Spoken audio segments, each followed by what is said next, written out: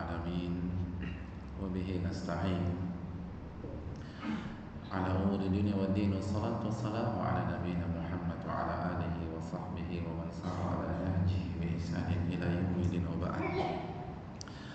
Hadirin yang dirahmati oleh Allah Subhanahu wa taala, Bapak-bapak dan Ibu-ibu sekalian, tidak ada kata yang pantas untuk kita ucapkan di malam hari ini kecuali bersyukur kepada Allah, kecuali memuji dan memuja Allah Tabaraka wa taala atas segala nikmat dan karunia yang senantiasa Allah limpahkan kepada kita. Nikmat-nikmat yang tidak mungkin kita bisa hitung, yang tidak mungkin kita bisa kalkulasikan. Dan di antara nikmat tersebut adalah melangkahnya kaki kita ini ke salah satu rumah-rumah Allah dalam rangka beribadah, dalam rangka bertaqarrub, mendekatkan diri kita kepada Allah, menambah pundi-pundi amal kita dengan sebuah ibadah yang mulia, dengan ibadah yang agung, yaitu menuntut ilmu agama, sebuah ibadah yang diwajibkan oleh Allah Subhanahu wa taala, sebuah ibadah yang akan mendapatkan pahala yang sangat besar. Simaklah hadis Nabi SAW berikut ini dalam hadis yang sahih dan dibawakan juga oleh Imam Al-Mundhiri dalam Targhib wa Tarhib. Beliau menuturkan, man ghada ilal masjid, barang siapa yang berjalan menuju masjid, la yuridu illa an yata'allama khairan aw yu'allima, ia tidak memiliki tujuan, ia tidak memiliki motif kecuali mempelajari atau mengajarkan kebaikan yang bersumber dari Al-Quranul Karim dan hadis-hadis Nabi Sallallahu Alaihi Wasallam. Apa yang ia dapatkan, hadirin sekalian? Kana lahu ka'ajri hajin tamat hajjatuh, maka ia akan mendapatkan pahala ibadah haji dengan haji yang sempurna. Dia akan mendapatkan pahala ibadah haji dengan haji yang sempurna. Ibadah yang sedang kita lakukan, hadirin, adalah ibadah yang akan mengantarkan kita mendapatkan sebuah pahala ibadah haji. Oleh karena itu tidak ada kata yang pantas kita ucapkan kecuali bersyukur dan bersyukur kepada Allah. Selanjutnya salawat dan salam tidak lupa kita haturkan kepada qudwah kita, uswah hasanah kita, Rasulullah sallallahu alaihi wasallam beserta para keluarga beliau, para sahabat-sahabat beliau dan orang-orang yang istiqomah berjalan di bawah naungan sunnah beliau sampai hari kiamat.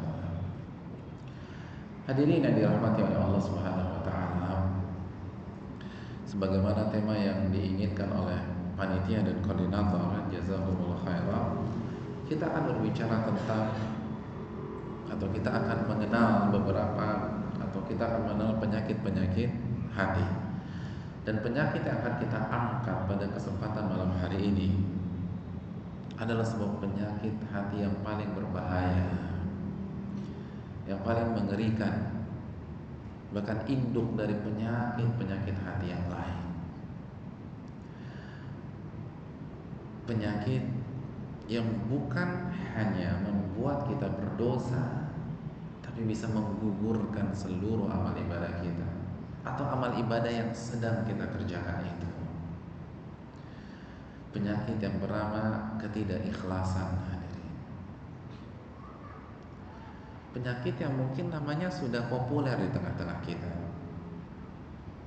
Namun, tahukah kita ini adalah penyakit yang paling berbahaya, penyakit yang paling sulit untuk dihilangkan. Ketidakikhlasan ketika sholat, ketidakikhlasan ketika berzikir, ketidakikhlasan ketika berinfak dan bersedekah, ketidakikhlasan ketika haji, ketika umrah. Hadirin, Yusuf bin Asbaq, sebagaimana yang dikeluarkan oleh Imam Ibnu Rajab Al-Hanbali, pernah mengatakan, takhlisun niyyah min fasadiha asyaddu 'alal 'amilina min tulil ibadah. Mengikhlaskan niat dari noda-nodanya itu lebih berat bagi ahli ibadah daripada ibadah itu sendiri. Saya ingin bertanya bagi orang yang sudah mengerjakan ibadah haji, haji itu mudah apa tidak? Susah.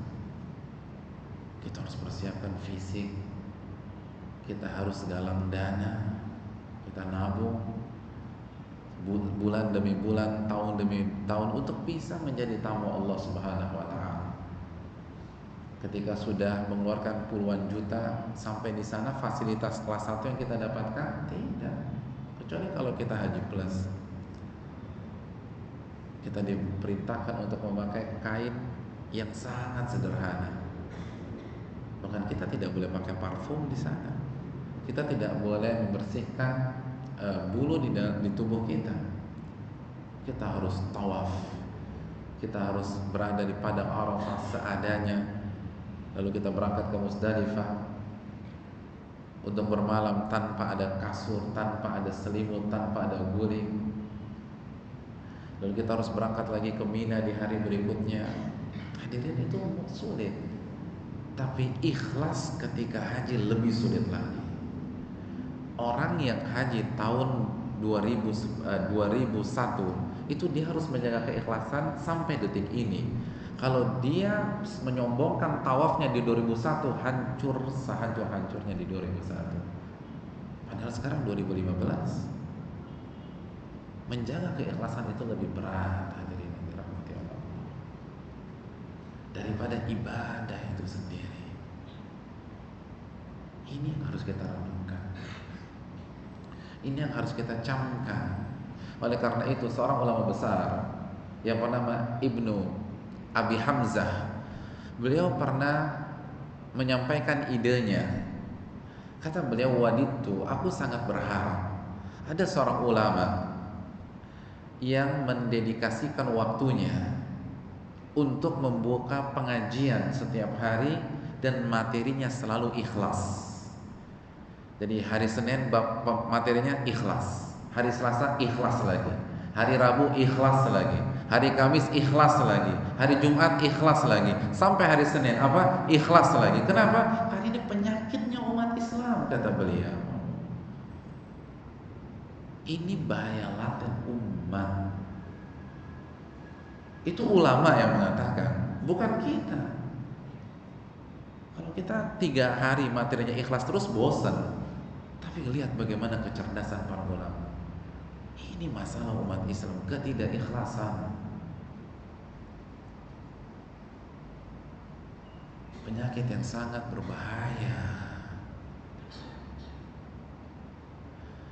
Penyakit yang menjangkit umat Islam tanpa pandang bulu. Ingat tidak hadis Nabi SAW? Dalam hadis riwayat Imam Muslim, ketika Nabi menjelaskan tentang orang-orang yang pertama kali diazab di dalam api neraka, apa kata Nabi SAW? Awalu ma yuqda alaihi yawmal qiyamati thalatha. Yang pertama kali diadili oleh Allah, lalu diadab oleh Allah Subhanahu wa taala, ada 3 orang. Ada 3 kelompok kata Nabi kita SAW.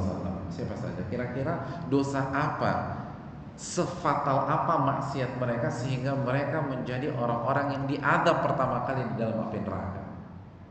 Kira-kira dosa apa? Oh, itu mungkin koruptor senturi, Pak Ustaz. Oh enggak, hambalang mungkin hambalang. Bukan koruptor. Mungkin pelaku mutilasi, Ustaz. Bukan pelaku mutilasi. Mari kita simak apa yang dituturkan oleh Nabi kita sallallahu alaihi wasallam. Rajulun ustushhida. Yang pertama, orang yang meninggal di kancah jihad. Di kancah jihad. Apa enggak salah bicara Anda? Tidak salah bicara. Nabi yang mengatakan rajulun ustushhida, seseorang yang meninggal di kancah jihad, fa utiya bihi fa'arrafahu ni'amahu fa'arafaha. Lalu orang ini dihadapkan di hadapan Allah. Lalu Allah sebutkan kenikmatan yang Allah berikan kepada dia pada saat dia di dunia. Engkau telah aku berikan kecerdasan, karena jihad butuh kecerdasan untuk memahami taktik dan menjalankan taktik tersebut. Engkau telah aku berikan fisik yang kuat, karena jihad membutuhkan fisik yang kuat. Itu nikmat dari Allah. Untuk apa engkau gunakan nikmat-nikmat tersebut? Dengan bangganya dia mengatakan, qataltu fika hatta stushhidtu, aku berperang di jalanmu sampai aku mati syahid. Apa kata Allah Subhanahu wa taala? Kadzabta, dusta. Fa innaka qatalta liuqal qatalta liuqal jari. Pada hakikatnya engkau berperang selama ini agar dikatakan pahlawan, agar dikatakan pemberani. Faqad qil, dan gelar itu telah engkau dapatkan. Fa umira bihi, lalu Allah panggil malaikatnya. Fasuhiba ala wajhi hatta ulqiya finnar. Lalu orang ini diseret dengan kondisi wajah yang ada di bawah sampai dilemparkan ke dalam api neraka. Selesai. Orang yang pertama bukan koruptor, bukan pezina, bukan pemabuk, bukan penjudi, bukan mafia, bukan preman. Orang yang berperang membawa panji-panji Allah, namun niatnya tidak ikhlas. Lalu orang yang kedua dihadirkan, tidak kalah mengagetkan. Rajulun ta'allama al-ilma wa 'allamahu wa qara'a al-Qur'an. Itu orang yang mengajarkan, yang mempelajari ilmu agama, yang mengajarkan ilmu tersebut dan membaca Al-Qur'anul Karim. Aktivitas yang sedang kita lakukan hadirin sekalian. Fa'utiya bihi, lalu orang ini dihadirkan di hadapan Allah. Fa'arrafahu ni'amahu fa'arafaha, lalu Allah menjelaskan nikmat-nikmat yang Allah berikan kepada dia pada saat dia hidup. Aku telah berikan kepada kau kecerdasan, karena untuk mempelajari dan mengajarkan agama butuh kecerdasan. Aku telah berikan engkau daya hafalan yang kuat, karena untuk menghafal dalil butuh hafalan. Aku telah memberikan kemampuan linguistik yang baik, karena untuk menyampaikan ilmu menjadi juru dakwah membutuhkan kemampuan komunikasi yang baik dan bahasa yang bagus. Aku telah memberikan engkau suara yang merdu, karena untuk menjadi qari membutuhkan suara yang merdu. Untuk apa engkau gunakan hal-hal tersebut?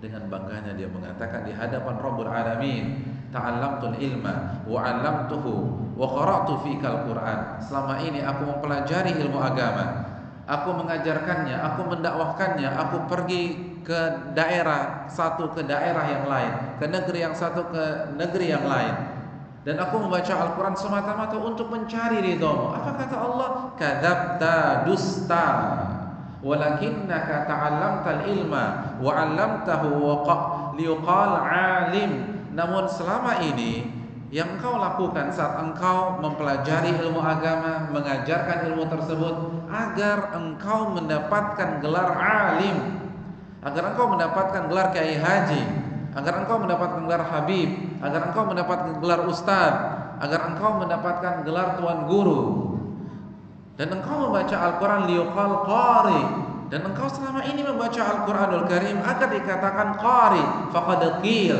dan gelar itu telah engkau dapatkan. Masyarakat sudah memandangmu, mengagungkanmu, mengangkat engkau sebagai seorang tokoh. Fasuhiba ala wajhihi, lalu Allah mengatakan kadzabta, dusta.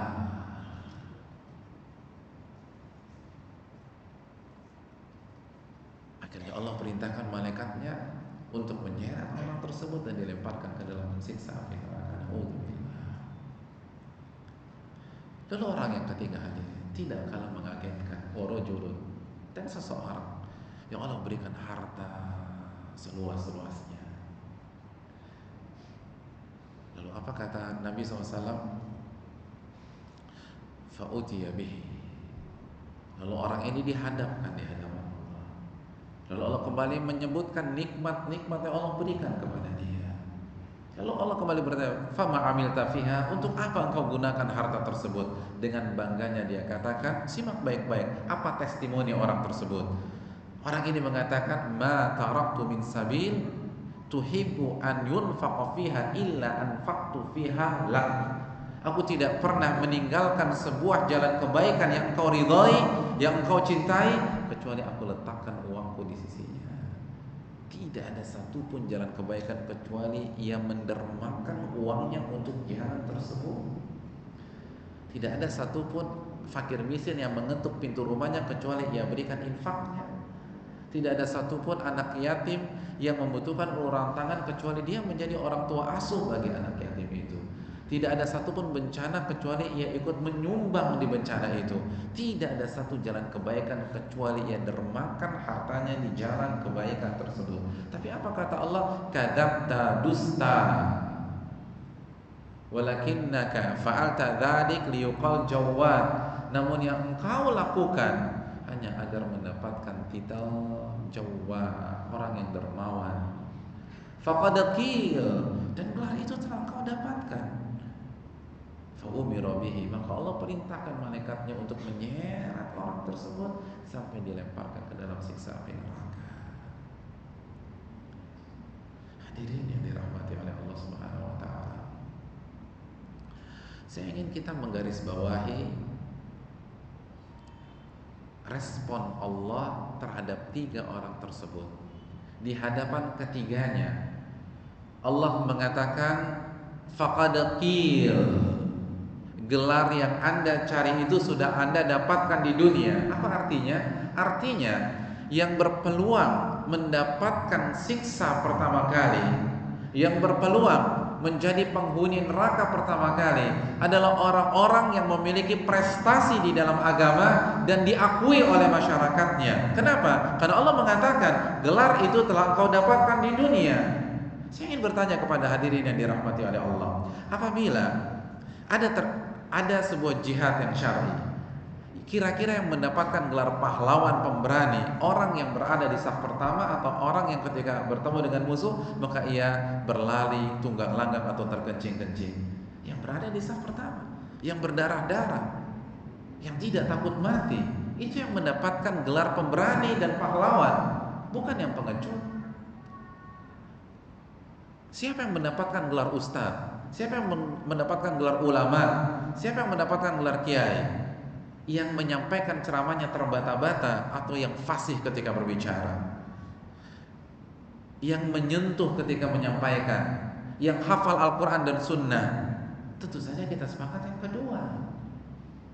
Tidak ada orang yang memberikan gelar ulama besar kepada orang yang terbata-bata, yang ketika naik di atas mimbar maka mimbar itu akan bergoncang karena dia bergrogi ketika berada di sana. Orang yang menguasai podium, orang yang menguasai kajian dan materi yang dia sampaikan, itu yang mendapatkan gelar ulama, yang hafal Al-Quran dan hadis di dalam kepalanya, bukan di luar kepala seperti kita. Itu yang berpeluang. Siapa yang mendapatkan gelar qari, hadirin? Orang yang hafal Al-Quran, yang apabila kita berada di belakangnya saat ia sholat, kita akan tersentuh, bahkan kita tidak segan-segan meneteskan air mata. Adapun yang suaranya cempreng tidak pantas menjadi qari. Ini orang yang punya prestasi dan diakui oleh masyarakatnya. Tidak ada yang menduga dia ria, tidak ada yang menduga dia tidak ikhlas. Buktinya mereka dengan bangganya memberikan titel kepada mereka, memberikan gelar kepada mereka. Ini mengingatkan kita juga terhadap hadis riwayat Imam Ahmad. Nabi pernah bersabda dalam hadis riwayat Imam Ahmad, hadis yang sahih, dikeluarkan Imam Ahmad dalam kitab Mustadnya. Apa kata beliau? Aktsaru munafiqi ummati qurra'uha. Orang munafik yang terbanyak di tengah-tengah umatku berasal dari pembaca Al-Qur'annya, bukan berasal dari pezinanya, bukan berasal dari koruptornya, bukan berasal dari pemabuknya, tapi Nabi mengatakan berasal dari pembaca Al-Quran. Kenapa demikian? Para ulama kita menjelaskan, karena tidak ikhlas, karena mereka menjadikan bacaan Al-Quran mereka sebagai batu loncatan mendapatkan dunia, bukan karena Allah, bukan mencari akhirat. Hadirin, ini yang perlu kita renungi. Sebelum kita lanjutkan, saya ingin menekankan 2 hal ketika kita mendengar hadis-hadis di atas. Hal yang pertama, ketika kita mendengar hadis-hadis di atas, seperti 3 orang yang pertama kali masuk ke dalam api neraka, atau orang munafik terbanyak, jadikan hal ini sebagai sarana mengevaluasi diri. Ini untuk muhasabah diri sendiri, bukan mudah memvonis orang lain. Ketika kita mendengar hadis ini lalu sholat di sebuah masjid, bacaan imamnya enak, oh ini munafik nih imam, ini penghuni neraka kedua kayaknya, Jumat lalu baru belajar di Al-Azhar. Bukan seperti itu. Karena ikhlas itu sangat tipis, tidak ada yang tahu kecuali pelakunya dan Allah Subhanahu wa Ta'ala. Kita tidak punya hak memvonis orang, kecuali kalau orang itu mengatakan dengan lisannya, itu perkara lain. Tapi jangan jadikan dalil-dalil di atas sebagai sarana untuk mudah memvonis orang lain. Saudara-saudara kita berhusnuzan dengan orang lain. Makanya kan kaidah para ulama, berbaik sangka kepada orang lain dan buruk sangka kepada diri sendiri. Artinya ketika ada masalah, coba evaluasi diri. Jangan dikit-dikit bela diri, dikit-dikit memutihkan diri dan seterusnya. Hal yang kedua yang perlu saya tekankan, ketika kita membaca dalil-dalil di atas, solusinya bukan mundur dari beribadah. Ustadz, kayaknya ini pertemuan terakhir saya untuk duduk di kajian di Al-Azhar. Kenapa? Saya nggak siap jadi penghuni neraka pertama. Saya mau resign saja dari pengajian. Loh, bukan. Karena kalau Anda resign dari pengajian, oke, Anda tidak terkena hadis di atas, tapi Anda kena hadis yang lain. Sama saja. Kalau Anda tidak sedekah, Anda selamat dari hadis tersebut, tapi Anda kena hadis yang lain. Solusinya bukan mundur dari ibadah, tapi bagaimana kita mengerjakan ibadah yang ikhlas kepada Allah Subhanahu wa Ta'ala. Karena ini penyakit hati yang sangat berat.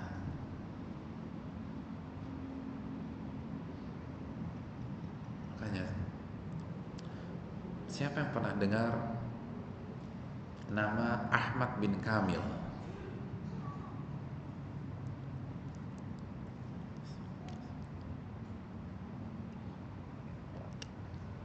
Siapa yang pernah dengar?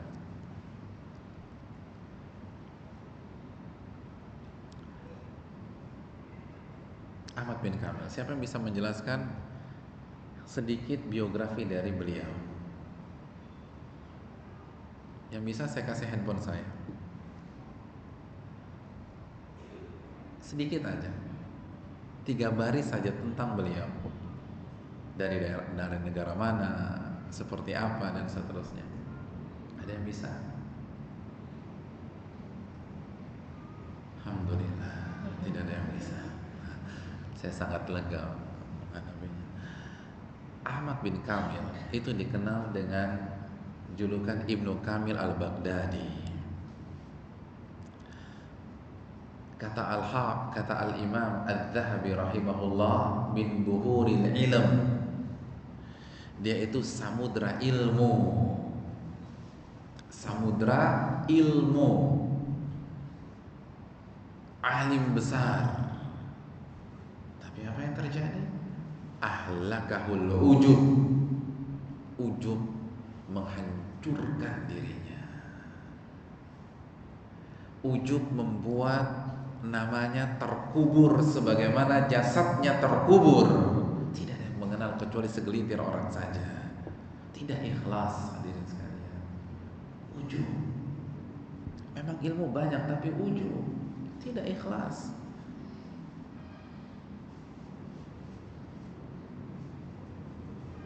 Itu yang ilmunya bak samudra, ternyata tergelincir. Bagaimana dengan kita? Masihkah kita meremehkan bab ini? Makanya tidak ada yang mengetahui tentang Ahmad bin Kamil kecuali segelintir orang. Makanya saya sudah menduga bapak-bapak nggak ada yang tahu. Makanya berani menantang dengan handphone misalnya. Karena nama ini terkubur dengan terkuburnya jasad beliau. Ujub. Hati-hati dengan penyakit ketidakikhlasan. Karena ini penyakit hati yang sangat berbahaya. Dan inilah yang digoda oleh syaitan agar pada saat kita sholat, pada saat kita beribadah, kita tidak mengharapkan wajah Allah. Kita tidak mengharapkan keikhlasan, kita tidak mengharapkan pahala di sisi Allah. Namun yang kita harapkan dunia, yang kita harapkan pujian dan seterusnya. Hadirin yang dirahmati oleh Allah Subhanahu wa taala.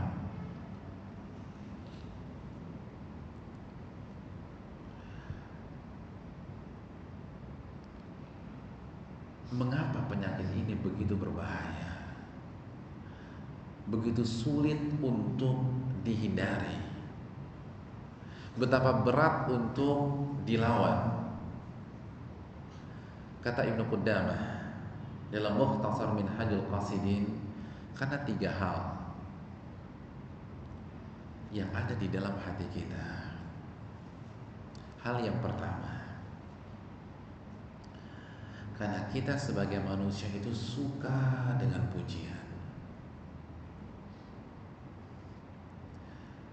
Karena kita sebagai manusia itu senang sekali dipuji oleh orang. Saya ingin bertanya kepada bapak-bapak dan ibu-ibu sekalian di Masjid Al-Azhar ini, siapa di antara kita yang tidak suka dipuji orang? Angkat tangan. Angkat tangan. Yang gak suka dipuji, angkat tangan. Ibu-ibu di belakang yang gak suka dipuji. Misalnya ada orang bilang kepada ibu-ibu, ibu-ibu cantik banget ya malam hari ini. Jaga lisan anda ya, saya gak suka. Nah itu siapa tuh kira-kira? Jadi kalau dia dipuji dia marah. Bapak kok ganteng banget. Tolong hati-hati dalam bicara ya. Jadi marah dia kalau dipuji orang. Siapa di antara kita seperti itu? Ada? Coba angkat tangan. Yang nggak suka dipuji. Kalau dipuji orang tersinggung dia. Subhanallah, nggak ada ya. Ternyata semua suka pujian ya. Itu fitrah. Bahkan hadirin yang dirahmati oleh Allah Subhanahu Wa Taala. Sebagian ulama mengatakan bisa jadi kecintaan kita terhadap pujian itu lebih besar daripada kecintaan kita terhadap harta.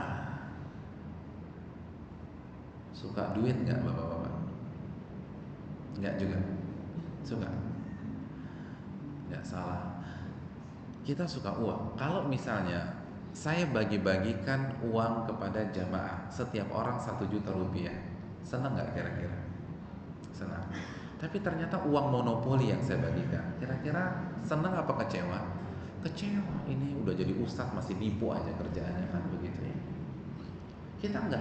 Kita suka duit. Tapi kalau dikasih duit palsu kita nggak suka, kita kecewa.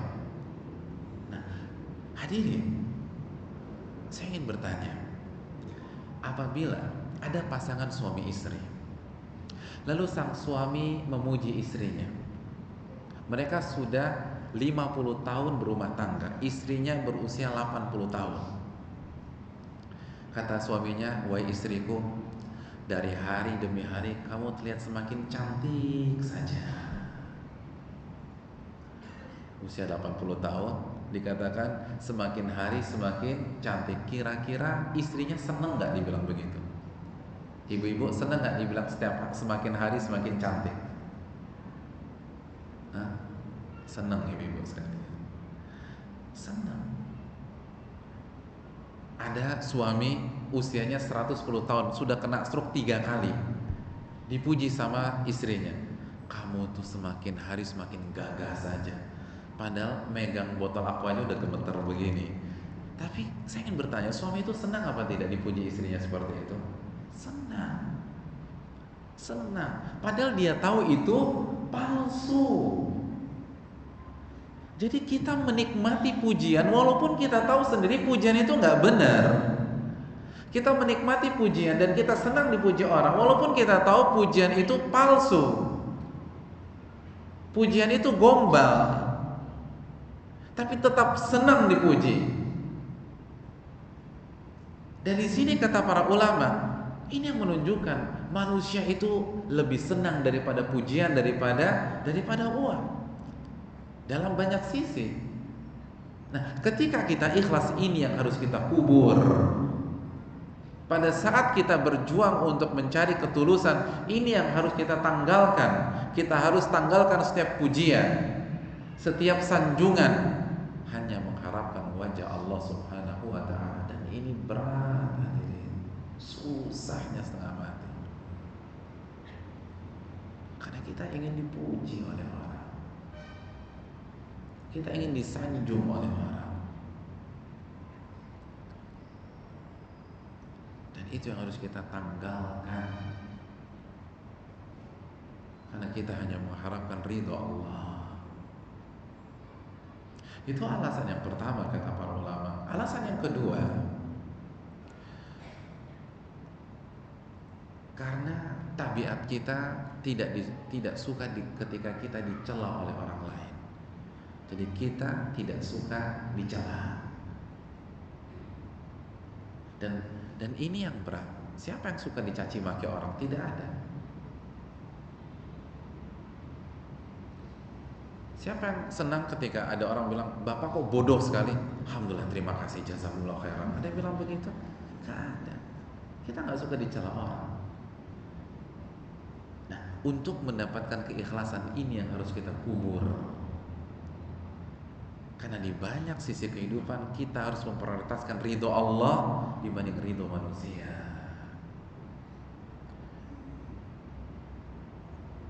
Kita harus menomorsatukan ridho Allah walaupun dicaci maki oleh manusia. Ini yang berat. Ini yang susah. Oleh karena itu ikhlas itu tidak mudah. Ikhlas itu berat, karena kita dituntut untuk tidak memperdulikan. Makanya kan salah satu definisi ikhlas oleh sebagian para ulama, bahwa pada saat kita menganggap pujian orang dan celaan orang sama, tidak membuat hati kita bergejolak. Jadi ketika dipuji tidak GR, ketika dicela tidak emosi. Nah, itu orang yang ikhlas. Karena pada saat itu yang ia cari hanya ridho Allah. Dan itu berat, itu rumit. Dan alasan yang ketiga, hadirin yang dirahmati oleh Allah, kenapa ikhlas itu berat? Karena kenapa ketidakikhlasan itu adalah bahaya laten kita semua? Karena kita suka dunia. Kita suka dunia dengan perhiasannya. Ini yang susah. Setiap kita suka dunia. Makanya Nabi mengatakan, "Inna likulli ummatin fitnah wa fitnatu ummatil mal." Setiap umat akan diberikan ujian dan fitnah secara khusus, dan fitnah khusus umatku adalah harta dunia. Ini yang membuat kita susah untuk ikhlas.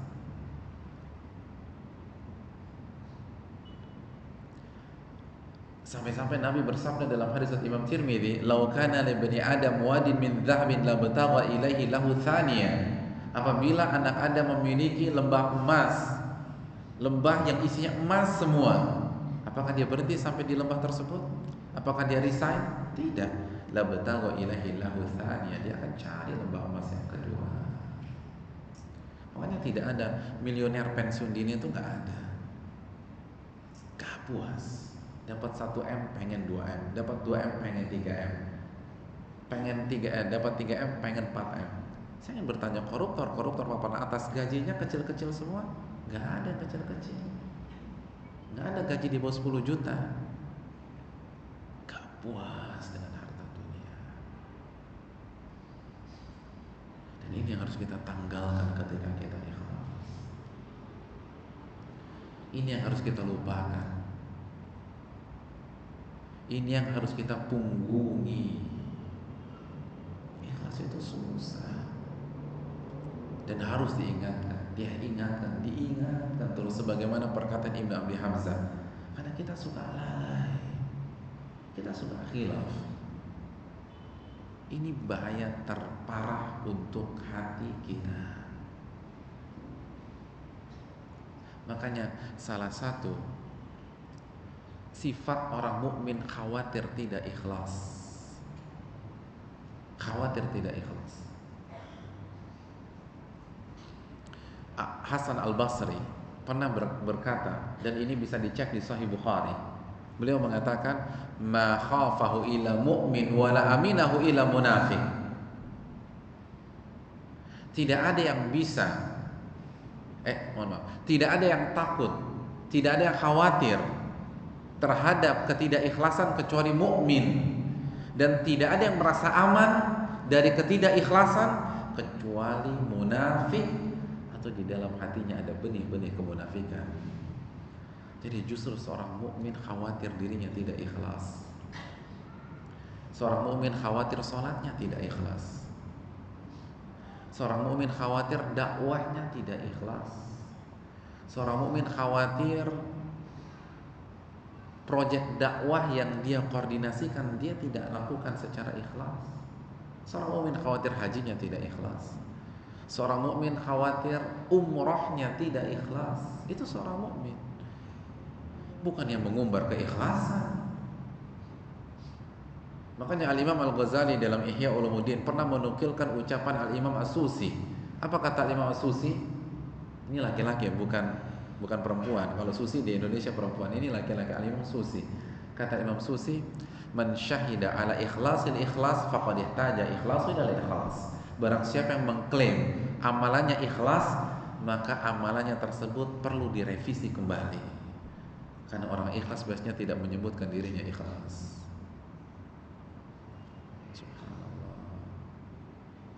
Makanya Al-Imam Ahmad bin Hanbal, muridnya Imam Syafi'i rahimahullah, orang yang bisa menulis buku musnad, ribuan hadis beliau kumpulkan di buku tersebut.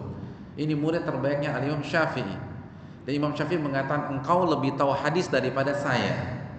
Allahu Akbar. Imam Syafi'i mengatakan demikian kepada muridnya tersebut.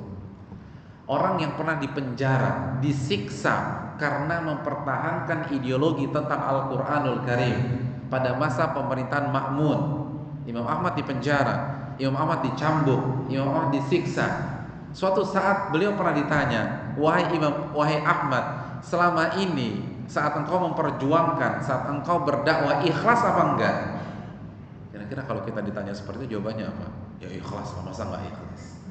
Kan begitu ya. Antum nih nanya ada-ada aja. Ya kita harus ikhlas lah sebagai seorang muslim. Tapi apa kata Imam Ahmad? Kata Imam Ahmad, ammal ikhlasu fahuwa aziz. Adapun keikhlasan itu perkara yang berat. Adapun saya hanya berusaha sekuat tenaga. Allah, gak berani mengklaim dirinya ikhlas. Gak berani mengklaim. Ini imam besar. Jawaban sangat diplomasi. Adapun ikhlas itu perkara yang berat. Saya hanya berusaha semampu saya. Makanya imam besar dalam ilmu hadis sezaman dengan Imam Ahmad yang bernama Hisham Ad-Dastawai. Hisham Dastawai ini orang luar biasa. Imam Ahmad merekomendasikan ulama yang satu ini. Tapi apa kata beliau? Wallahi inni la astati'u an aqula anni dhahabtu yawman qat khalisan atau ibtigha'a wajhillah. Demi Allah, aku tidak berani mengklaim aku pernah menuntut ilmu hadis satu hari saja ikhlas karena Allah. Aku tidak berani mengklaim diriku ikhlas walaupun satu hari saja. Ini ulama yang luar biasa, tidak berani mengklaim dirinya ikhlas. Lalu kita sumbang sana bilang ikhlas, sumbang sini bilang ikhlas. Tolong sebutnya nama saya sebelum khutbah Jumat bilang ikhlas. Kalimat yang murah dilontarkan oleh lisan orang zaman sekarang itu sangat mahal di lisan para ulama terdahulu. Kalau sekarang semua mengklaim ikhlas, bahkan maksiat saja sampai bilang ikhlas. Iya enggak? Iya kan? Di Jakarta begitu. Dalam dunia sogok menyogok misalnya, ketika ada orang ingin menyogok oknum, Pak, ini buat keluarga, Bapak kayaknya butuh jalan-jalan deh, ini buat keluarga Bapak. Apa pertanyaan oknum tersebut? Ikhlas nggak nih? Kalau ikhlas saya ambil, kalau enggak. Iya apa tidak? Iya kan? Bilang iya nanti terdakwa lagi saya Pak Ustaz, kan begitu ya, atau tertuduh. Itu yang terjadi. Ditanya dulu ikhlas apa enggak? Udah jelas-jelas sogok. Yang namanya orang nyogok tuh nggak mungkin ikhlas. Sogok tuh kalau kepepet, selama nggak ada jalan yang lain dia tidak akan sogok. Masih ditanya ikhlas atau tidak. Beda dengan para ulama terdahulu. Gak berani mengatakan ikhlas, takut. Padahal sudah dicambuk, sudah disiksa, sudah bermandikan darah, tapi tidak berani mengklaim dirinya ikhlas.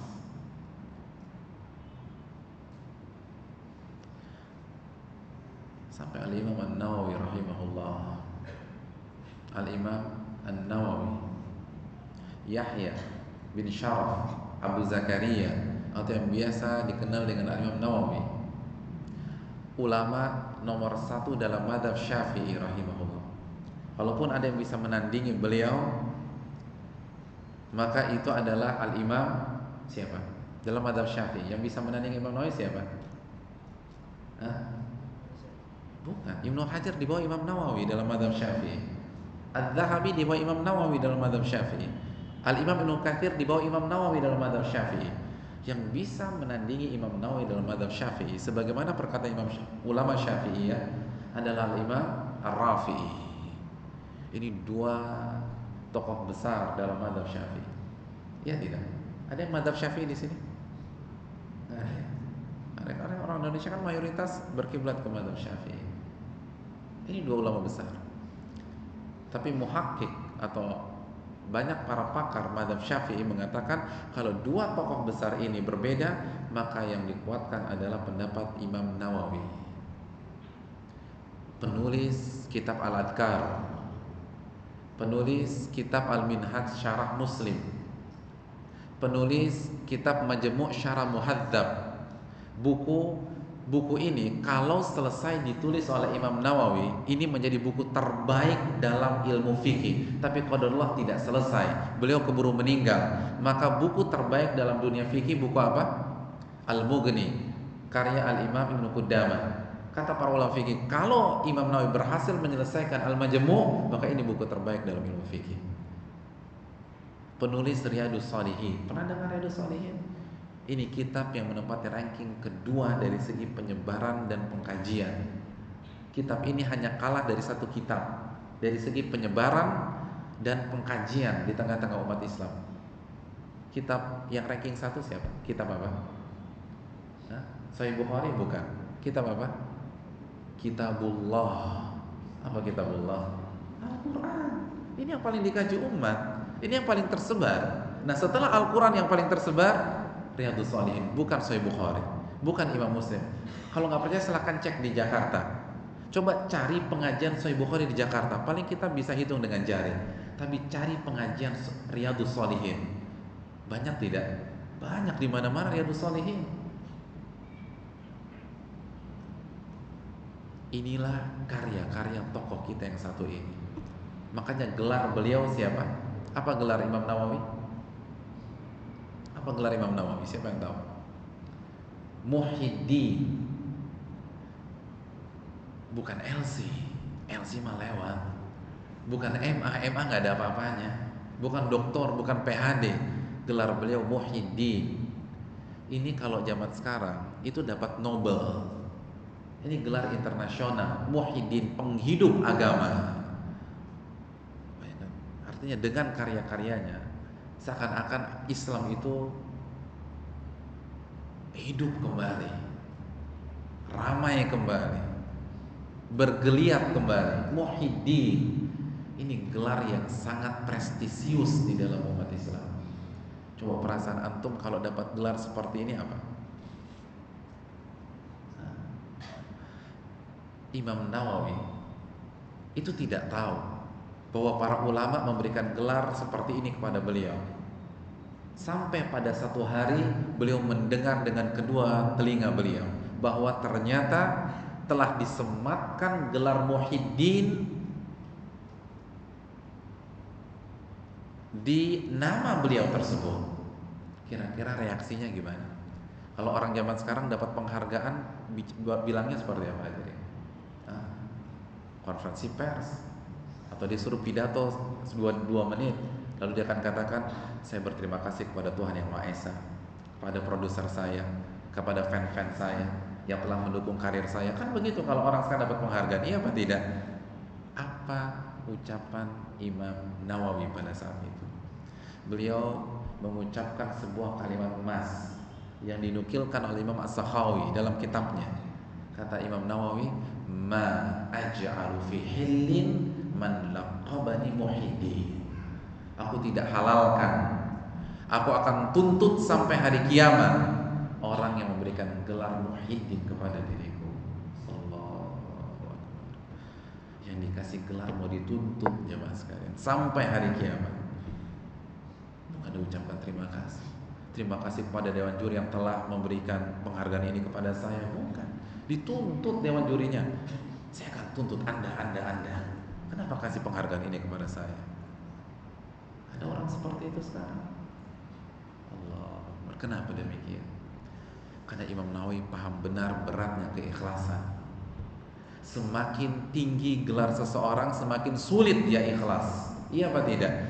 Yang paling mudah sombong dan ria itu yang gelarnya S3 atau SD? S3. Kalau hanya lulusan SD masih sombong, gak punya perasaan itu orang. Yang rentan sombong itu yang S3, yang PhD. Yang rentan ria, yang ranking 1 dari depan atau ranking 1 dari belakang? Dari depan. Yang namanya akan dipanggil ketika upacara bendera pada hari Senin. Itu yang rentan sombong, rentan ujub, rentan ria, senang dipuji. Dan itu yang dipahami dengan jeli oleh para ulama. Makanya mereka tidak senang ketika dipuji orang. Mereka tidak senang ketika diberikan gelar oleh orang. Beda dengan kita, ketika gelarnya gak disinggung, ngambek. Ini moderator gak punya adab, masa LC saya gak disebutin. Subhanallah. Kalau hajinya gak dipanggil, marah. Ada orang kalau hajinya nggak dipanggil nyeletuk. Emangnya haji nggak pakai modal apa? 35 juta tahu. Subhanallah. Bayangkan. Subhanallah. Bangga kalau dipanggil Pak Haji Fulan. Itu gelar tidak disukai oleh para ulama karena takut dirinya tidak ikhlas. Sampai-sampai antum tahu salah satu ulama Syafi'i besar, Al-Imam Al-Mawardi. Al-Imam Al-Mawardi, tahukah kita? Beliau memiliki banyak buku dan karya ilmiah. Dan semuanya dicetak setelah beliau meninggal. Jadi beliau nulis buku. Setelah buku itu jadi, beliau tidak mau keluarkan. Kenapa? Takut ujub, takut ria, takut dipuji orang. Setelah beliau meninggal, baru ditemukan dan akhirnya dicetak dan menjadi salah satu buku bestseller sampai detik ini. Allah, itu ulama. Bukan berarti kita harus tunggu mati dulu baru cetak buku, tidak. Tapi intinya di sini bagaimana para ulama-ulama kita, tokoh-tokoh kita itu khawatir dirinya tidak ikhlas. Dan sekarang diumbar dengan mudahnya, disampaikan dengan murahnya, dikit-dikit ikhlas, dikit-dikit ikhlas, dikit-dikit ikhlas. Para ulama takut melakukan hal demikian. Tamim Ad-Dari rahimahullah. Tamim Ad-Dari itu ulama atau tabi'in hadirin? Tamim Ad-Dari siapa? Ulama madhab atau tabi'in? Tamim Ad-Dari. Yang bilang tabi'in siapa? Angkat tangan. Yang bilang ulama? Tamim Ad-Dari adalah sahabat, bukan tabi'in, bukan ulama. Berarti antum tahu semua ya? Masya Allah. Tahu ya? Saya husnudzon sama antum tahu. Tamim Ad-Dari sahabat, perawi hadis-hadis tentang Dajjal. Tamim Ad-Dari. Dan sahabat yang ahli ibadah, luar biasa ibadahnya.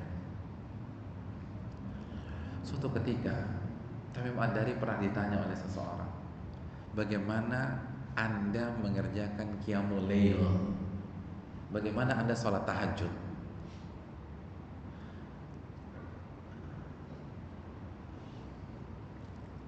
Ini pertanyaan yang dilontarkan di hadapan Tamim Ad-Dari. Kalau bapak-bapak, ibu-ibu sekalian ditanya dengan pertanyaan ini, jawabannya apa? Tahajud bapak gimana sih? Bisa cerita sedikit gak? Biar memotivasi saya begitu. Kira-kira kita cerita apa? Rakaat pertama Al-Baqarah, rakaat kedua Ali Imran.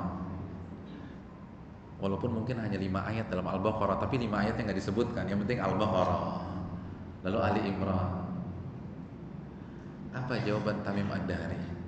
Kata beliau, simak baik-baik jawabannya dan semoga kita bisa menerapkannya. Kata beliau, la rak'atun wahidatun usalliha fi jawfil lail ahabbu ilayya min an usalliya al-laila kullaha thumma aqussan nasa ala dhalik.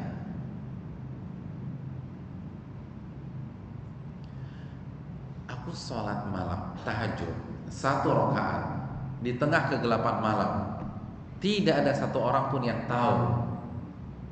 Itu lebih aku sukai daripada aku sholat semalam suntuk daripada isya sampai menjelang subuh, lalu keesokan harinya aku cerita kepada masyarakat.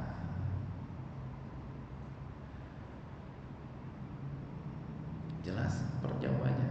Pertanyaan saya, pertanyaan penanya itu dijawab apa tidak oleh Tamim Ad-Dari? Tidak dijawab, kecuali dengan jawaban diplomasi. Itu jawaban ngeles. Penanya tidak ingin Tamim Ad-Dari membandingkan antara sholat yang 1 rakaat diam-diam dengan sholat yang 1 malam diceritakan. Bukan itu pertanyaan penanya. Penanya bertanya, kalau Anda sholat baca surat apa? Kalau Anda ruku berapa menit? Kalau sujud doanya seperti apa? Kalau Anda tahajud nangis apa tidak? Itu pertanyaan penanya. Tapi tidak dijawab oleh Tamim Ad-Dari. Justru dialihkan. Beliau ngeles. Beliau tidak mau menyampaikan amal ibadah beliau, dan beliau ahli ibadahnya para sahabat. Dan kita tahu bersama bahwa Tamim Ad-Dari salah satu imam di masa pemerintahan Umar bin Khattab. Dan tahukah kita, sholat taraweh pada masa Umar bin Khattab itu daripada isya sampai subuh. Makanya diriwayatkan kalau kita sholat taraweh di zaman Umar bin Khattab, begitu selesai, biasanya kalau kita selesai sholat di Masjid Al-Azhar tuh kita ngapain? Santai-santai dulu gitu ya, renggang kaki ngobrol, habis itu mungkin cari nyari roti bakar, nyari teh panas, nyari indomie rebus. Diriwayatkan kalau kita sholat taraweh di masa Umar bin Khattab, begitu selesai sholat taraweh semua harus bubar dan masuk rumah masing-masing, dan para istri menyiapkan makanan di dapur karena khawatir mendengar adzan subuh. Ada waktu, begitu selesai langsung pulang, sahur subuh, pulang sahur subuh. Itu taraweh di masa Umar bin Khattab, dan salah satu imamnya Tamim Ad-Dari. Tapi ketika ditanya bagaimana tahajud Anda, tidak disebutkan sama beliau. Dan beliau kasih jawaban diplomasi. Kenapa? Takut terkena riya, takut terkena sum'ah, menceritakan amal ibadah agar dipuji oleh orang lain. Beda sama kita atau orang zaman sekarang. Sebagian orang zaman sekarang itu justru mancing agar ditanya, karena kasih clue nggak ditanya-tanya, sebel, akhirnya dia pancing. Kok nggak ditanya-tanya saya? Akhirnya dia buat pancingan. Ada seperti itu. Salah satunya begini, karena nggak pernah ditanya, akhirnya dia pancing. Suatu pagi dia bilang ke tetangganya, Pak, Bapak lihat nggak tadi malam jam 2, oh, itu bintang-bintang indah sekali di angkasa, Pak. Ya Allah. Jadi dia bilang bintang-bintang indah di angkasa. Agar ditanya apa? Kok belum tidur? Nah kan begitu ya. Kok tahu? Betul ditanya. Kok tahu Pak? Ya saya belum tidur. Saya bangun. Lagi ngapain Pak? Ah kena nih. Ngapain Pak? Biasa. Sholat tahajud dari jam 2 sampai subuh. Rutinitas selama 15 tahun ini. Subhanallah. 15 tahunnya nggak lupa disebutkan kan begitu. Mancing agar ditanya, karena kan kalau cerita langsung terlalu vulgar. Ini orang ngapain cerita-cerita tahajudnya? Tapi kalau kita di pihak yang ditanya, itu kan enak ceritakan amal ibadah, dan orang nggak akan suudzon sama kita. Oh ditanya kok aman. Para ulama tidak menggunakan kesempatan tersebut. Padahal sholat malam mereka luar biasa. Qiyamul mereka luar biasa, tapi tidak mau mereka banggakan karena khawatir tidak ikhlas, khawatir riya, khawatir sum'ah. Ini yang harus kita renungkan, hadirin yang dirahmati Allah Subhanahu wa taala.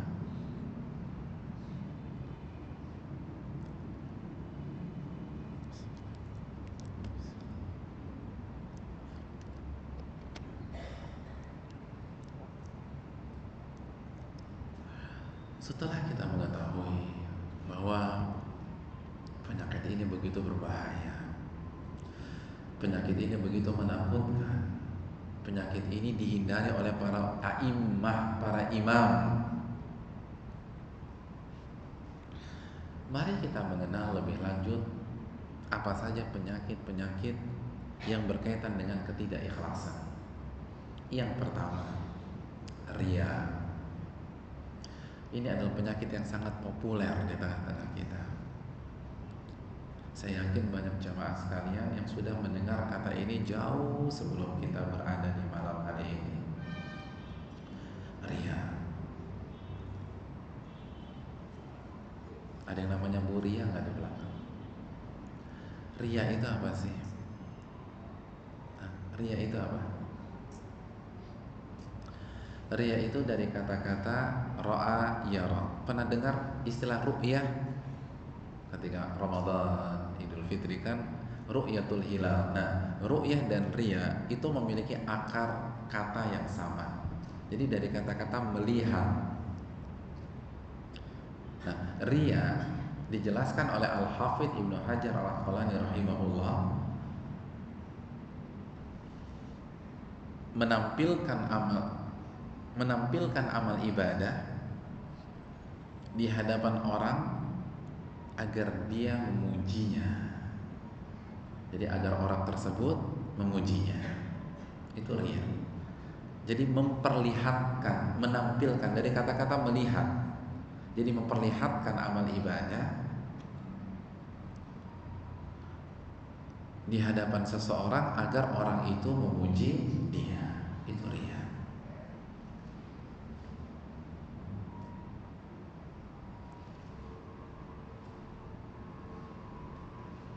Itu riya. Hadirin yang dirahmati oleh Allah Subhanahu wa taala. Contoh misalnya ada seseorang sholat maghrib sendirian di Masjid Al-Azhar ini. Di rakaat pertama dia membaca surat Qul huwallahu ahad. Begitu masuk ke rakaat kedua, ternyata ada sosok yang berdiri di samping kanannya. Ada yang bermakmum kepada dia. Dari gelagat, dari tanda-tanda, ternyata nih calon mertua kita hadirin. Akhirnya habis Al-Fatihah kita baca Al-Baqarah. Kesempatan calon mertua. Ini momentum yang belum tentu datang untuk kedua kali. Kita tunjukkan betapa fasihnya kita membaca Al-Baqarah. Jadi kita memperlihatkan kemampuan kita membaca Al-Quran agar dipuji oleh orang. Ya Allah, calon menantu saya luar biasa. Itu riya. Itu riya. Menampilkan amal ibadah agar dipuji oleh orang. Ini hati-hati jemaah sekalian. Memperlihatkan. Yang mau umroh atau haji, hati-hati tentang ini. Kalau dulu haji dan umroh mainnya di sum'ah, memperdengarkan, menceritakan. Kalau sekarang karena teknologi bisa riya juga. Ya Allah, betapa banyak orang di Masjidil Haram lagi tawaf foto dirinya sendiri. Kata orang apa, foto selfie ya, subhanallah, depan Ka'bah. Lagi tawaf labbaik Allahumma labbaik, kan begitu. Rabbana atina fid dunya hasanah wa fil akhirati hasanah wa qina adzabannar. Di sini Ka'bah. Lalu dicek dulu, lalu diposting, subhanallah. Atau diperlihatkan ketika dia pulang ke tanah air. Untuk apa hadirin? Atau taruh di Instagramnya, ya Allah. Untuk apa? Atau ganti PPBB-nya, subhanallah, agar semua orang tahu dia sedang umrah. atau dengan sinyal-sinyal lagi umroh ganti status Masjidil Haram 09.00 AM, kan begitu, biar tahu dia lagi di Masjidil Haram sekarang. Arafah 13 AM, subhanallah, kan begitu ya. Ini bahaya, ini terselubung biar orang muji Anda, biar orang tahu di mana Anda. Itu para ulama kita, subhanallah, tidak mau menampakkan amal ibadahnya, tidak mau memperlihatkan amal ibadahnya. Antum tahu tabi'in terbaik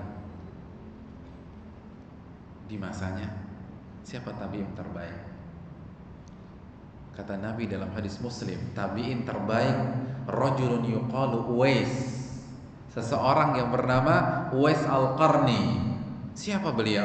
Beliau bukan pakar hadis, beliau bukan pakar fikih, beliau bukan pakar tafsir. Ilmu fikih beliau jauh di bawah orang nomor satu dalam bab fikih, Sa'id bin Musayyib pada saat itu. Ilmu tafsir beliau jauh di bawah muridnya Ibnu Abbas, Al-Imam Mujahid pada saat itu. Tapi mengapa beliau bisa mengalahkan para pakar besar di atas? Keikhlasan. Dan salah satu bentuknya, beliau tidak mau menampilkan amal ibadahnya. Beliaulah sosok yang dikatakan Nabi SAW kepada Umar bin Khattab. Ini Nabi bicara sama Umar dan sebagian para sahabat, wahai Umar, kalau Anda bertemu dengan orang yang bernama Uwais, maka minta doa sama dia. Allahu Akbar. Umar yang dijamin masuk surga, salah satu 10 sahabat yang pasti masuk surga, diperintahkan untuk meminta doa kepada seseorang yang bernama Uwais. Makanya setiap ada kafilah atau rombongan yang datang dari kampung Uwais itu dicegat oleh Umar. Lalu ditanya, siapa di antara kalian yang bernama Uwais? Nah, ada salah satu orang yang kaget luar biasa. Kenapa orang sekali Umar bin Khattab mencari Uwais? Karena Uwais di kampung mereka itu adalah sosok yang setiap hari kerjanya diolok-olok oleh warga, dilecehkan oleh warga, dihina oleh warga, dipermainkan oleh warga. Kenapa orang sekali Umar bertanya tentang orang yang diremehkan oleh kita? Lalu dia tanya, emang ada apa dengan Uwais? Tahukah Anda bahwa Uwais itu direkomendasikan oleh Nabi SAW? Kami saja diminta oleh Nabi mencari dia agar minta doa sama dia.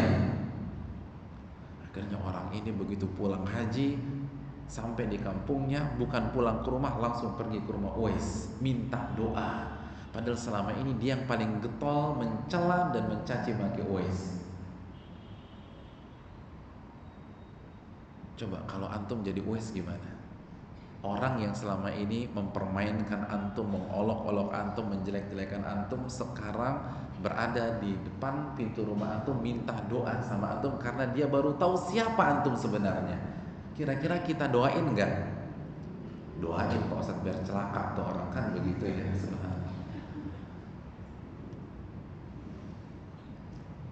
Antum doain enggak? Coba jujur, dari lubuk hati yang paling dalam, kira-kira dia doain apa enggak? Hah, bener? Yakin? Kalau Uwais nggak doain, Uwais tidak mendoakan, kecuali dengan dua syarat. Kecuali dengan dua syarat. Syarat yang pertama, saya minta mulai detik ini Anda tidak mencela saya lagi. Syarat yang normatif lah, wajar kan gitu, kita dijelek-jelekin orang, saya minta saya akan bantu Anda, tapi mulai detik ini jangan mencela saya lagi.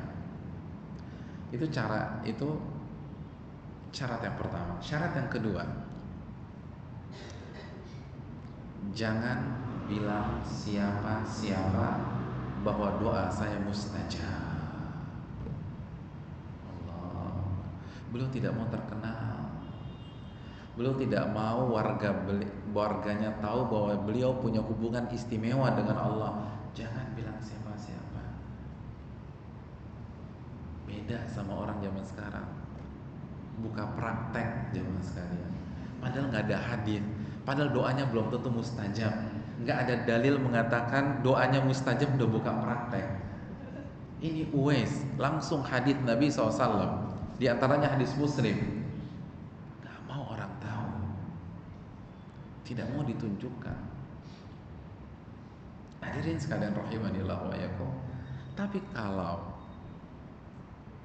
rahasia kita sudah di tangan orang lain, itu susah sekali tidak tersebar. Akhirnya yang dikhawatirkan Uwais terjadi. Satu kampung tahu dia punya doa mustajab. Satu kampung tahu bahwa dia punya hubungan yang istimewa dengan Allah. Satu kampung tahu dia wali Allah Subhanahu wa ta'ala. Apa yang beliau lakukan? Mulai detik itu beliau menghilang dari kampungnya. Khawatir populer, khawatir dipuji orang, kabur. Subhanallah. Kita membutuhkan tokoh-tokoh yang seperti itu, yang menjaga keikhlasan, yang tidak suka dipuji orang, yang tidak suka menampilkan amal ibadahnya. Makanya beliau lebih utama daripada Sa'id bin Musayyib. Padahal Sa'id bin Musayyib bukan orang sembarangan loh. Antum tahu Sa'id bin Musayyib itu 40 tahun tidak pernah ketinggalan sholat berjamaah. 40 tahun selalu sholat berjamaah di masjid. Dan selama 30 tahun, jadi dari 40 tahun, 30 tahunnya begitu adzan sudah ada di masjid.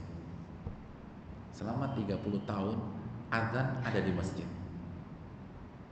40 tahun tidak pernah ketinggalan sholat berjamaah. Artinya 10 tahun dia datang setelah adzan, tapi tetap sholat berjamaah. Allah, ada orang seperti itu. Ini muridnya Aisyah radhiyallahu taala. Murid langsung Aisyah. Orang terbaik dalam ilmu fikih. Jadi bukan hanya jago fikih secara teori, ibadahnya juga luar biasa. Tapi masih kalah dengan Uwais Al-Qarni. Kata para ulama, kalah tingkat dalam masalah keikhlasan. Bukan berarti Sa'id tidak ikhlas, Sa'id ikhlas, tapi Uwais lebih ikhlas lagi. Allahu Akbar. Nah, orang-orang yang jauh dari riya menampilkan, memperlihatkan amal ibadahnya. Mereka tuh jaga diri kita dari hal seperti ini, karena ini bahaya yang sangat mengerikan. Nabi bersabda tentang riya. Nabi mengatakan, akhwafu ma akhafu alaikum asyirkul asghar. Yang paling aku khawatirkan menimpa kalian adalah syirik kecil. Lalu para sahabat tercengang dan bertanya kepada Nabi kita sallallahu alaihi wasallam, "Wa ma huwa syirkul asghar ya Rasulullah?" Apa yang dimaksud dengan syirik kecil wahai Rasulullah? Apa kata Nabi? Riya. Riya. Pernah dengar hadis ini? Hadis ini diriwayatkan Imam Ahmad. Saya ingin kita menggarisbawahi kata ganti yang digunakan oleh Nabi kita sallallahu alaihi wasallam. Nabi mengatakan, yang paling aku khawatirkan menimpa kalian. Saya ingin bertanya, kalian itu kata ganti orang keberapa?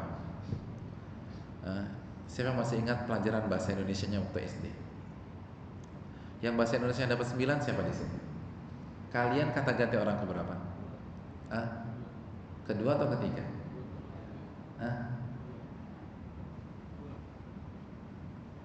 Kedua, plural, jamak. Apa sih maknanya? Masih ingat gak pelajaran kita dulu? Kalau kata ganti orang pertama berarti pembicara. Kalau tunggal saya, aku. Kalau plural atau jamak kami. Kalau kata ganti orang kedua yang sedang diajak bicara, lawan bicara kita. Kalau tunggal Anda, engkau. Tapi kalau plural atau jamak kalian. Kalau kata ganti orang ketiga yang bukan lawan bicara kita.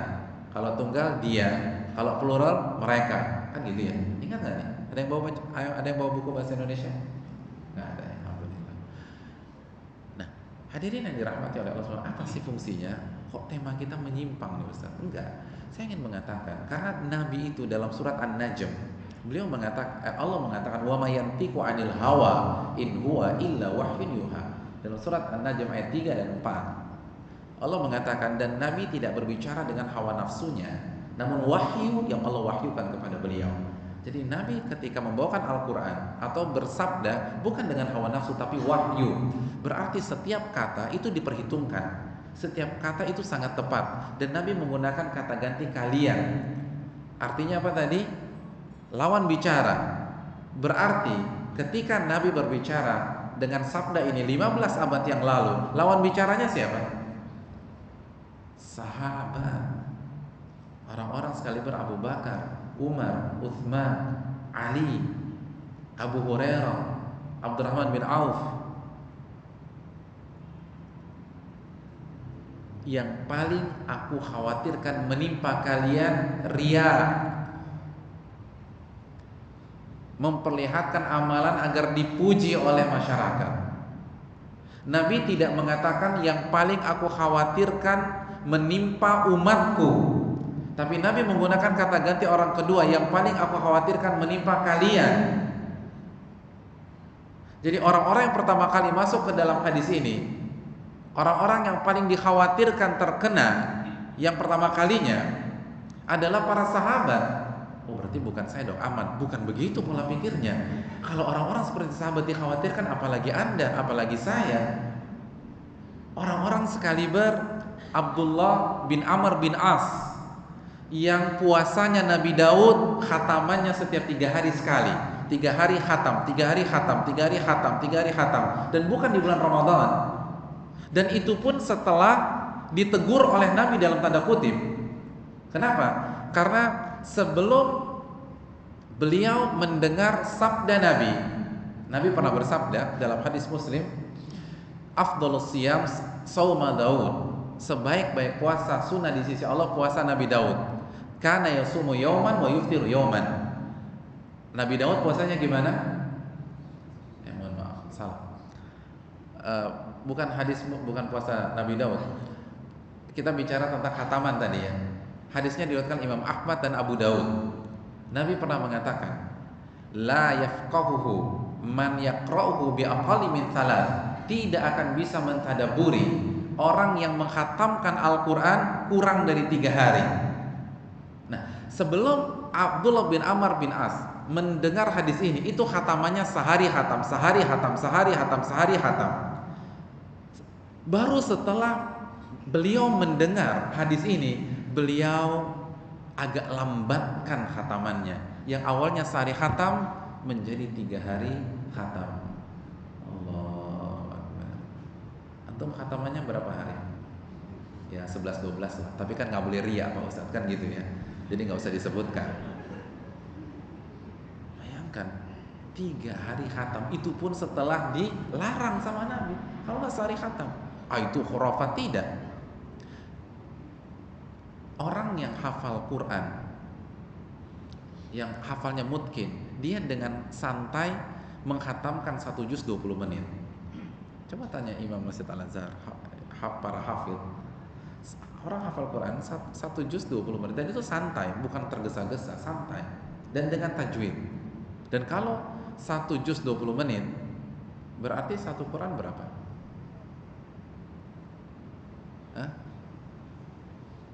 Berapa? Kurang lebih 10 jam. Kalau non-stop 10 jam selesai. Antum masih punya 14 jam buat tidur, buat main dengan istri, main dengan anak, bekerja, dan seterusnya. Ada ulama Palestina, beliau mengatakan, saya bisa membaca 1 juz 14 menit. 14 menit selesai 1 juz. Biasa, itu biasa di kalangan para ulama. Bahkan jangankan ulama, para hufat biasa. Para penghafal Quran itu biasa. Orang yang punya hafalan kuat itu biasa. Tapi Nabi larang menghatamkan paling cepat 3 hari. Dan Abdullah bin Amr bin As khatamannya 3 hari sekali, dan puasanya Nabi Daud. Itu yang dikhawatirkan terkena riya. Orang-orang sekaliber Abu Bakar As-Siddiq yang infaknya seluruh hartanya. Pernah kita infak seluruh harta kita? Subhanallah. Kita punya rumah di Blok M, kita kasih semua buat Islam. Udah, saya gak punya apa-apa lagi. Itu Abu Bakar As-Siddiq, itu yang dikhawatirkan. Nabi wanti-wanti kepada orang-orang seperti mereka. Subhanallah. Ini yang perlu kita camkan. Orang-orang seperti Khalid bin Walid, yang ketika dia atau beliau merasa beliau tidak akan meninggal di kancah jihad, beliau menangis di atas ranjangnya. Kenapa saya meninggal dalam kondisi seperti ini? Kenapa saya tidak meninggal di kancah jihad? Orang-orang seperti itu yang Nabi khawatir terkena ria. Kalau generasi yang ibadahnya seperti itu masih dikhawatirkan, apalagi kita yang pas-pasan, pas sadar rajin, pas kumat lupa sama Allah Subhanahu wa ta'ala. Lalu kita dengan mudah mengobrol saya ikhlas, saya ikhlas, saya ikhlas. Subhanallah. Para ulama besar hadirin yang dirahmati oleh Allah, ini yang harus kita jaga. Ria ini sangat berbahaya. Jangan perlihatkan amal ibadah kita untuk dipuji oleh orang, karena dampaknya fatal. Dan ria itu syirkul asghar, syirik kecil. Ria syirik kecil. Sebagaimana sabda Nabi dalam hadis riwayat Imam Ahmad di atas, akhafu ma akhafu alaikum asyirkul asghar, yang paling aku khawatirkan menimpa kalian adalah syirik kecil. Jadi hukum asal ria itu syirik kecil. Dan tahukah hadirin sekalian rahimanillah wa iyyakum, bahwa syirik kecil ini sangat berbahaya. Oh, Pak Ustaz kan cuma syirik kecil. Kecil-kecil juga syirik gitu loh. Dan Allah berfirman apa dalam surat Luqman ayat 13? Kata Allah, "Inna syirka la dzulmun adzim." Dosa syirik adalah dosa yang paling besar. Dosa syirik adalah dosa yang paling besar. Baik yang kecil maupun yang besar, itu dosa kezaliman yang paling parah. Syirik. Ini yang harus kita pikirkan. Dan ini sangat mudah terkena kita. Ini lebih bahaya daripada zina. Kalau zina hanya di tempat-tempat tertentu. Tapi kalau ria, di masjid kita bisa ria. Lagi ngisi kajian bisa ria. Lagi khutbah Jumat bisa ria.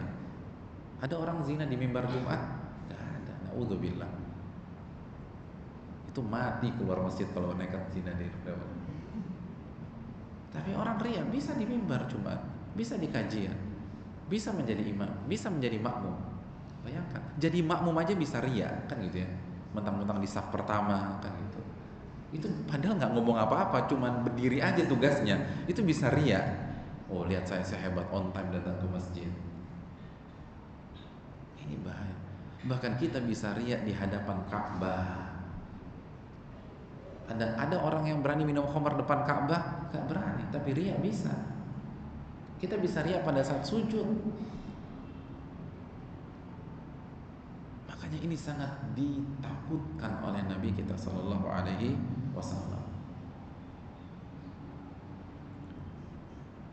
Penyakit yang sangat kronis, syirkul asghar.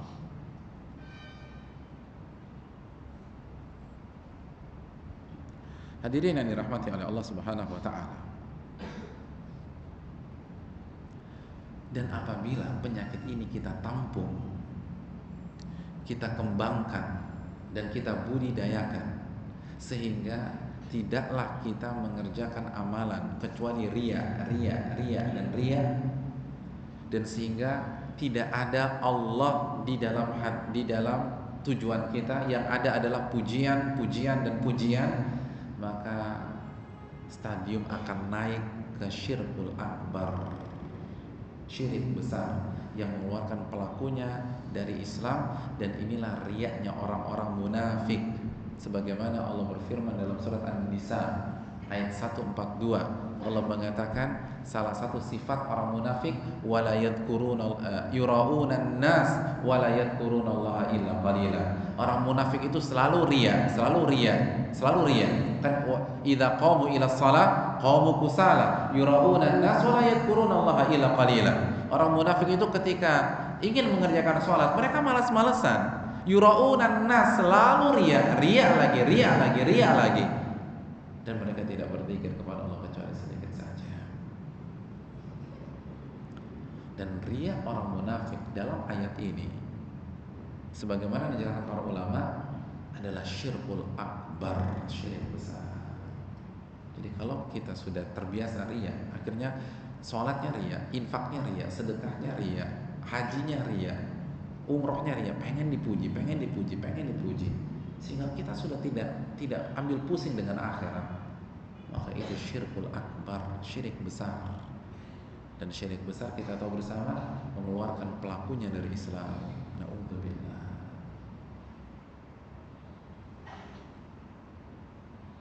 Dan masalahnya kita suka dengan pujian manusia. Karena itu tanggalkanlah baju kebesaran kita. Hilangkanlah sifat ingin dipuji oleh orang. Apa sih yang bisa dilakukan manusia? Kalau seluruh warga Jakarta memuji kita, apakah takdir kita berubah di sisi Allah? Tidak. Nabi bersabda dalam hadis Imam Tirmidzi, hadis Ibnu Abbas, kata Nabi, fa'lam, ketahuilah wahai Ibnu Abbas, annal ummata law ijtama'at ala an yanfa'uka bi syai'in lan yanfa'uka illa bi syai'in qad kataballahu lak. Apabila seluruh manusia bersepakat dan bersekutu untuk memberikan manfaat kepada diri Anda, untuk mendukung Anda, mengkampanyekan Anda, memuji Anda, menyanjung Anda, maka mereka tidak akan berhasil kecuali apa yang Allah takdirkan kepada Anda. Tidak ada gunanya. Seluruh manusia di muka bumi ini pro dengan kita, memuji kita, itu tidak berubah takdir. Lalu apa yang kita cari? Ini yang harus kita latih. Jangan senang ketika dipuji, jangan gembira, jangan ujub. Berdoalah ketika kita dipuji oleh orang. Makanya kan Abu Bakar mengajarkan doa kepada kita. Kalau dipuji orang kita baca apa?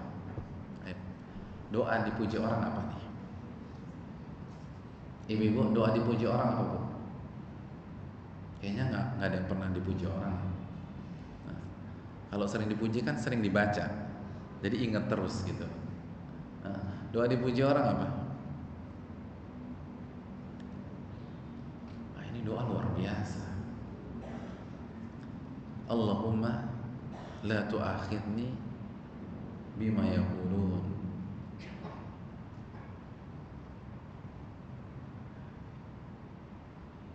Ya Allah, janganlah Engkau azab aku karena pujian-pujian mereka. Janganlah Engkau biarkan aku ujub, riya, sombong, sehingga aku diazab olehmu. Kenapa? Karena dipuji oleh dia. Lalu apa?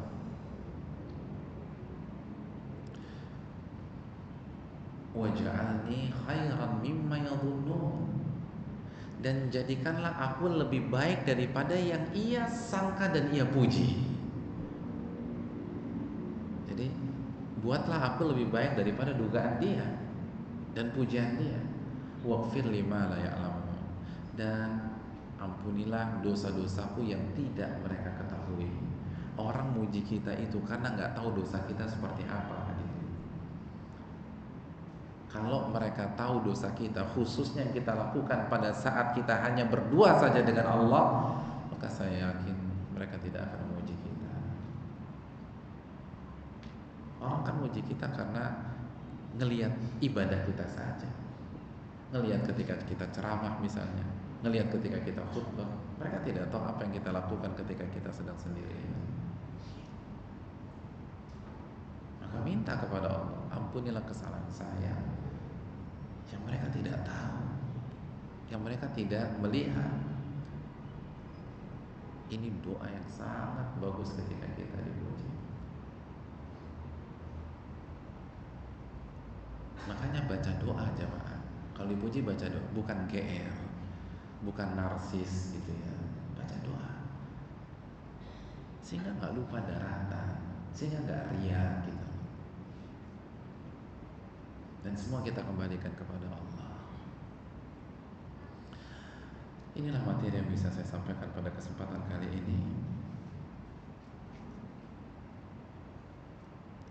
Semoga bermanfaat yang bisa disampaikan. Terima kasih dan jazakallahu khairan.